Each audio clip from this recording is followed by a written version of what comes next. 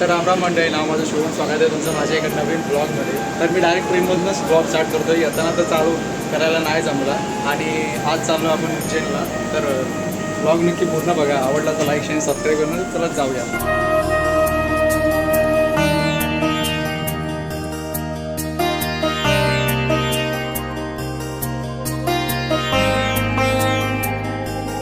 तर उज्जैन स्टेशनवरनं आपण डायरेक्ट आलो आहे ओंकारेश्वरला. मधला आपल्याला कवर नाही करता आलं आणि आता डायरेक्ट ओंकारेश्वरला आलो आहे. तर आता बोटीने जाऊयात. ओंकारेश्वरला आल्यानंतर इथून आपण रस्त्याने पण जाऊ शकतो, पण आम्ही आता बोटीने चाललो आहे. बोटीने 50-50 रुपये सवारी आहे. आणि इथे हा घाट बघा केवढा सुंदर असं आहे. आणि इथे बोटिंग वगैरे बोटीने पण आपण जाऊ शकतो आणि त्या मार्गाने सुद्धा जाऊ शकतो. हे ओंकारेश्वर मंदिर आहे आणि इथे 50 रुपीज पर पर्सन बोटीने जाऊ शकतो. आणि हा माझा मित्र, त्याच्यासोबत मी आज आलो इथं. आणि आता जाऊयात बोटीने. हे बघा ही बोट आहे, पर पर्सन 50 रुपीज घेते. तर चला जाऊयात खाली, बघूयात. आणि हे बघा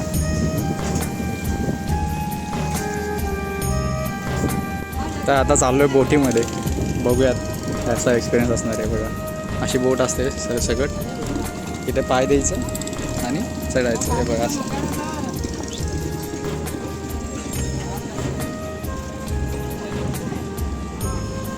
आणि हा डॅम बघा केवढा भारी. आणि इथे पण वाटतं आरती होते, कमेंटमध्ये सांगा जर होत असेल तर. आणि हा सुंदर व्ह्यू. तर बोट निघाली, हे बघा एवढे सगळे आमच्यासोबत आहेत. आणि हा भाऊ आणि हे सुंदर व्ह्यू ओंकारेश्वरचा. हे बघा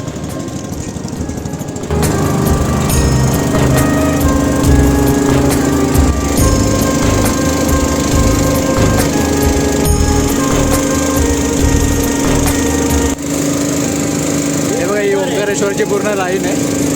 पूर्ण इथून लाईन लागली जाते. आणि हा घाट आहे पूर्ण.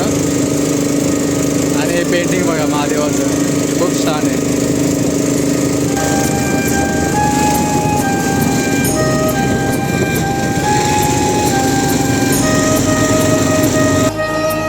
तर बोट तिकडनं युटर्नच्याही साईडनं इकडनं येऊन इथे ह्या घाटावर सोडते आपल्याला आणि इथून आपल्याला वर जायचं. तर ओंकारेश्वरला आल्यानंतर VIP पासेस पण भेटतात. ऑनलाईन हे करावं लागतं, रिझर्वेशन करावं लागतं. आणि पर पर्सन 300 रुपये आहे.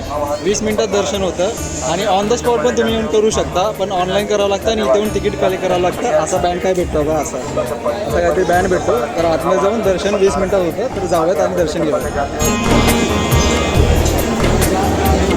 आलो मंदिराच्या जवळ.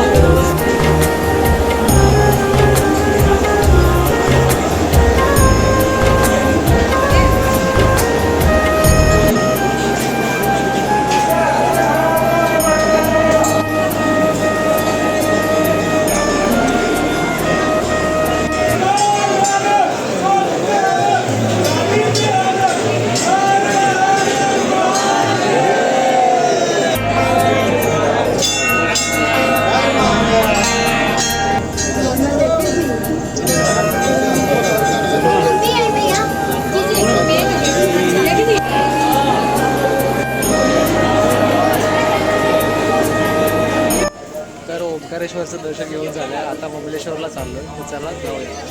तर हा आहे तुळजापूर.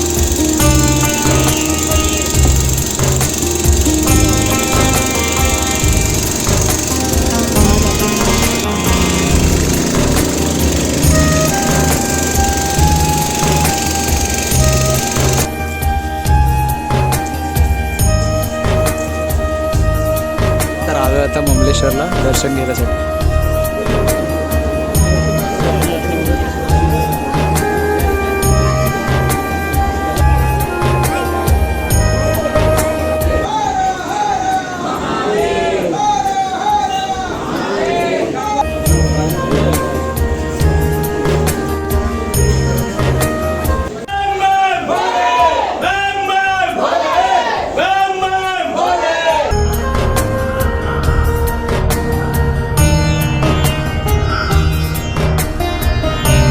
तर ओंकारेश्वर आणि ममलेश्वर महादेवाचं दर्शन झालं. आता चाललो आहे हॉटेलवर डायरेक्ट उज्जैनला. आणि ब्लॉग इथेच एंड करूया. सेकंड डेला सेकंड ब्लॉग.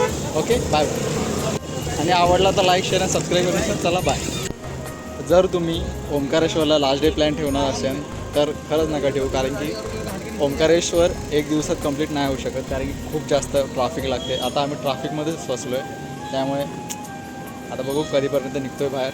ट्रॅफिक दाखवतो तुम्हाला बघा.